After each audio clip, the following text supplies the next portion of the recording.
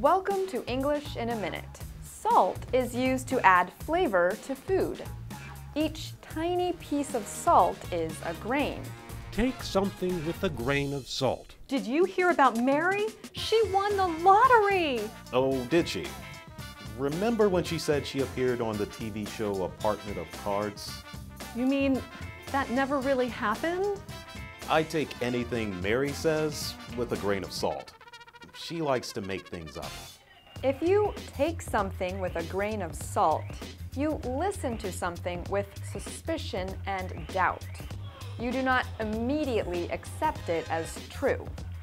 Some word experts say this expression comes from a different salt-related phrase written nearly 2,000 years ago by the Roman philosopher Pliny the Elder. And that's English in a Minute.